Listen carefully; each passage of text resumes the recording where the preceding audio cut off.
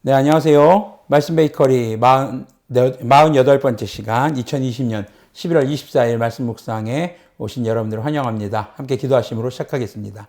거룩하신 주님 감사합니다. 주님의 말씀을 묵상합니다. 성령님께서 말씀에 조명이 되어 주시옵소서. 우리 주 예수 그리스도님의 이름으로 기도합니다. 아멘. 네, 오늘 말씀은 다니엘 4장 19절에서 27절까지의 말씀 함께 보도록 하겠습니다. 네, 4장 19절에서 27절 표준세 번역의 성경으로 읽어드리겠습니다.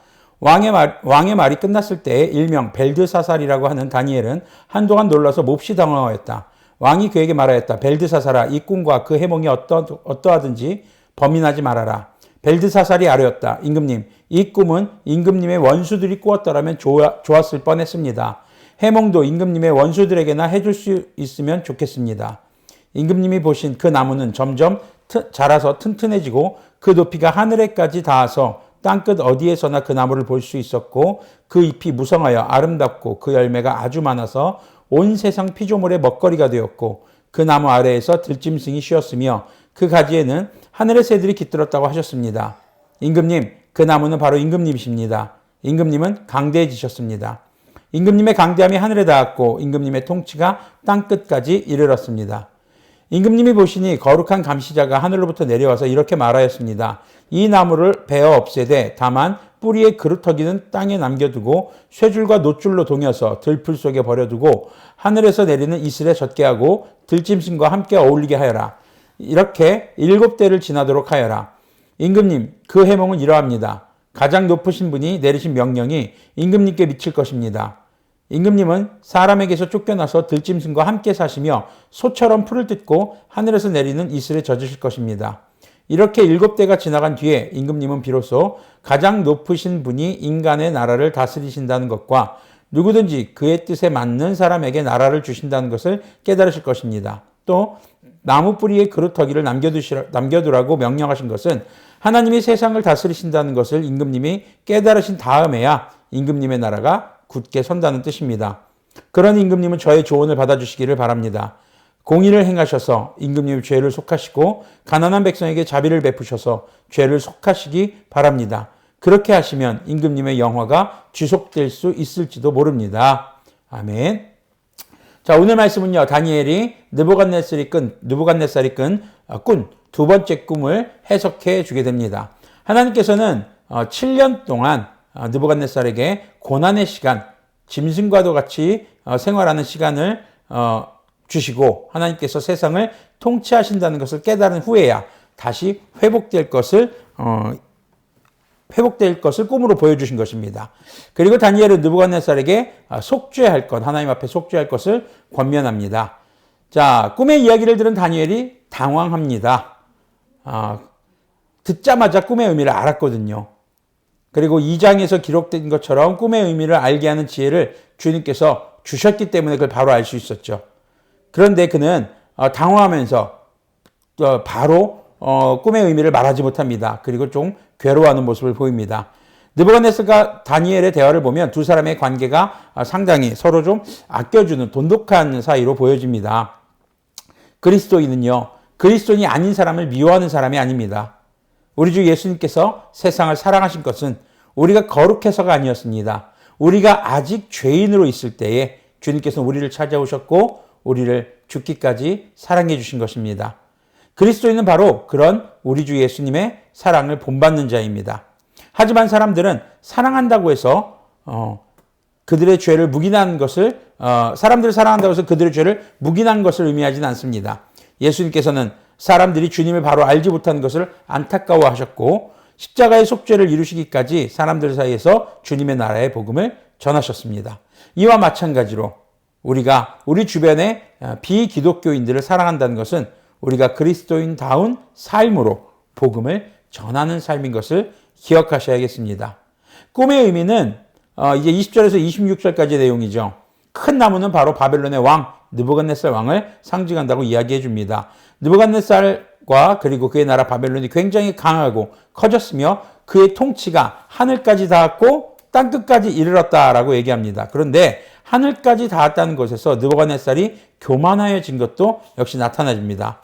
그래서 거룩한 감시자, 즉 하나님의 사자가 선포하는 내용이 지극히 높으신 하나님의 말씀인 것을 강조하고 있습니다. 그리고 느부갓네살 왕이 7년 동안 짐승과 같은 들짐승과 같은 상태로 지나고 나서야 모든 것을 통치하시는 주 하나님을 인정하고 하나님 앞에 겸손해질 때 비로소 회복될 수 있다는 것을 의미한다고 얘기합니다. 자, 이 문제는요, 느부갓네살 왕의 교만이었습니다. 바벨론이 크고 강한 나라가 된 것이 자신의 업적이라고 생각하고 또 교만해져서 3장에서는 스스로 신상을 만들어서 모든 백성에게 절을 하게 하죠. 자, 사람의 교만함이 절정을 이룰 때 어떤 일이 일어나냐면요, 자기 스스로 신을 만듭니다. 신의 뜻을 컨트롤하고 싶어 하는 거죠. 바로 내 뜻대로 되기를 원하는 것입니다. 이것이 자기 우상화라는 것이죠. 느부갓네살의 모습이 바로 그러했습니다. 느부갓네살의 첫 번째 꾼 꿈의 그 신상은 무엇이었습니까? 바벨론은 망하고 그 뒤에 또 다른 제국들이 등장한다. 근데 다 망하고 마지막에 영원히 망하지 않는 하나님의 나라가 올 것이다. 이것이 꿈의 내용인데 제일 첫 번째 나와 있는 금, 머리는 금으로 되어 있었잖아요. 그것이 바벨론을 상징한다고 하니까 머리끝부터 발끝까지 금신상으로 30m 높이의 금신상을 만들어서 하나님의 뜻이 무엇인지 아는데도 불구하고 자신의 제국과 자신의 통치가 영원하길 바라는 마음에 그런 신상을 세웠던 것을 보면 자기 우상화가 상당히 심각했고 하나님의 말씀도 그에게는 별로 의미가 없었던 것으로 보여집니다. 하나님은요, 교만한 사람을 그냥 두시지 않습니다. 특히나 그 교만이 하나님의 위치까지 올라오려는 모습이 보일 때 하나님은 그를 징계하십니다. 그것을 통해서 하나님의 위대하심을 나타내는 것이죠. 그리스도인은요, 하나님 앞에서 겸손해야 합니다.